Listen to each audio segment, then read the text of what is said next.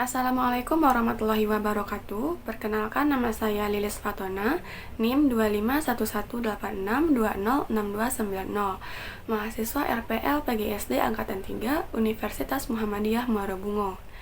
Pada kesempatan kali ini, saya akan menjelaskan tentang cara menentukan validitas dan reliabilitas butir soal. Menentukan validitas dan reliabilitas butir soal sangat penting untuk memastikan bahwa butir soal tes tersebut benar-benar mampu untuk mengukur apa yang seharusnya diukur dan hasilnya pun konsisten. Yang pertama yaitu menentukan validitas butir soal. Validitas merupakan derajat kemampuan suatu tes yang mengukur apa yang hendak diukur.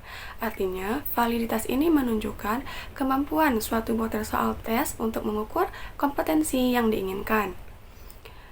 Dalam menentukan validitas butir soal tes, terdapat beberapa teknik-teknik. Yang pertama yaitu validitas tes acuan normatif, dan yang kedua adalah validitas tes acuan patokan. Validitas tes acuan normatif terbagi lagi menjadi 4 bagian. Yang pertama yaitu validitas isi, validitas konstruk, validitas konkeran, dan validitas peramalan. Validitas isi merupakan derajat di mana suatu tes mampu mengukur bidang-bidang isi pelajaran yang hendak diukur. Yang kedua yaitu validitas konstruk, yaitu derajat di mana suatu tes mampu mengukur konstruk hipotetik yang hendak diukur. Yang ketiga yaitu validitas konkeran, yaitu merupakan derajat di mana hasil atau skor suatu tes itu akan berhubungan dengan skor tes yang lainnya. Artinya, tes yang telah sahih kemudian diujikan pada waktu yang bersamaan dengan tes yang baru dibuat. Yang keempat yaitu validitas peramalan, merupakan derajat di mana suatu tes itu mampu meramalkan seberapa baik siswa akan melaksanakan tugasnya di dalam situasi mendatang. Yang kedua yaitu validitas tes acuan patokan. Validitas tes acuan patokan ini memiliki tujuan untuk mengukur hasil belajar siswa pada satu tujuan pembelajaran atau lebih. Jadi pada tahap ini, validitas isi merupakan prioritas utama dalam menentukan reliabilitasnya. Validitas tes acuan patokan juga terbagi menjadi 4. Yang pertama adalah validitas isi, validitas peramalan, validitas eksternal, dan validitas internal. Validitas isi pada validitas tes acuan patokan ini berkaitan dengan kemampuan suatu tes untuk mengukur pencapaian tujuan pembelajaran. Yang kedua adalah validitas peramalan, yaitu kemampuan suatu tes untuk dapat meramalkan kinerja siswa di masa mendatang. Yang ketiga adalah validitas eksternal, yaitu teknik validasi atau teknik validitas yang mengkorelasikan antara skor hasil pengukuran baru dengan skor hasil pengukuran lain yang memiliki tujuan yang sama. Yang keempat yaitu validitas internal, merupakan teknik validitas atau teknik validasi yang berusaha ingin mengetahui kesesuaian antara satu butir soal dengan keseluruhan butir soal.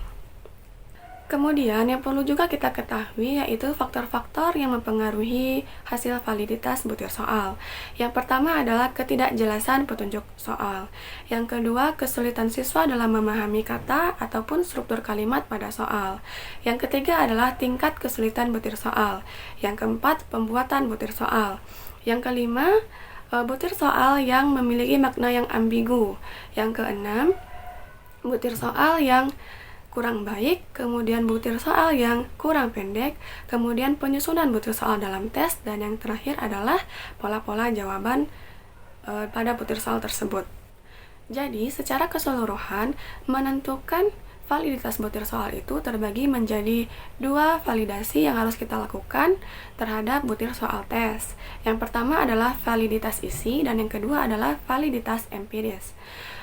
Yang pertama yaitu validitas isi. Validitas isi ini dilakukan dengan cara membandingkan soal dengan indikator, tujuan pembelajaran, serta kisi-kisi. Validitas isi ini biasanya dilakukan oleh ahli, bisa guru ataupun dosen. Jadi, jika satu soal itu sudah sesuai dengan materi ataupun indikator, maka soal tersebut dinyatakan valid secara isi. Yang kedua yaitu dilakukan validitas empiris dengan melakukan uji statistik. Langkahnya yaitu dengan mengujikan soal kepada siswa, kemudian dianalisis menggunakan korelasi. Rumus yang biasanya digunakan pada validitas empiris ini yaitu korelasi produk momen. Rumusnya sebagai berikut. Jadi, langkah-langkah dalam melakukan validitas empiris ini yang pertama adalah uji coba soal kepada siswa, kemudian hitung skor tiap butir soal dan skor totalnya. Yang ketiga adalah hitung nilai korelasi atau R hitung. Yang keempat, bandingkan dengan R tabel. Jadi, apabila R hitung lebih besar daripada R tabel, maka soal tersebut dinyatakan valid. Sebaliknya, apabila R hitung kecil atau sama dengan R tabel, maka soal tersebut dinyatakan tidak valid. Yang kedua yaitu menentukan reliabilitas butir soal. Reliabilitas adalah indeks yang menunjukkan sejauh mana suatu alat ukur dapat dipercaya atau dapat diandalkan. Artinya, reliabilitas ini menunjukkan konsistensi hasil tes. Reliabilitas ini penting, namun bukan menjadi prasyarat untuk validitas. Adapun faktor-faktor yang mempengaruhi reliabilitas terbagi menjadi 3. Yang pertama adalah panjang tes. Dalam hal ini, kemungkinan yang paling rasional untuk dapat meningkatkan reliabilitas adalah dengan cara menambah jumlah butir soal. Yang kedua yaitu sebaran skor. Jika sebaran skornya itu sempit, maka koefisien reliabilitasnya akan kecil. Sebaliknya, jika sebaran skornya itu luas, maka koefisien reliabilitasnya akan menjadi tinggi. Yang ketiga yaitu keobjektifan skor. Dalam hal ini, tes objektif adalah tes yang mampu mengurangi subjektivitas tes. Kemudian, cara menentukan reliabilitas butir soal ini terbagi menjadi 2. Yang pertama yaitu menggunakan rumus Alpha-Cronbach untuk soal tes uraian ataupun campuran dengan rumus sebagai berikut. Yang kedua yaitu menggunakan KR20 untuk soal pilihan ganda dengan rumus sebagai berikut. Nah, setelah itu, terdapat kriteria reliabilitas terbagi menjadi 5. Yang pertama yaitu nilai 0,00 sampai 0,19, itu kriterianya sangat rendah. Yang kedua yaitu 0,20 sampai 0,39, kriterianya rendah.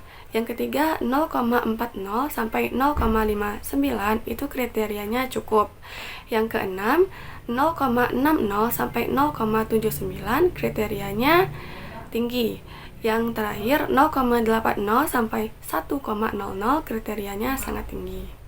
Sekian yang dapat saya sampaikan pada kesempatan kali ini. Mohon maaf apabila ada kesalahan dalam pengucapan ataupun kesalahan dalam kata-kata. Saya tutup dengan wabillahi taufiq wal hidayah. Wassalamualaikum warahmatullahi wabarakatuh.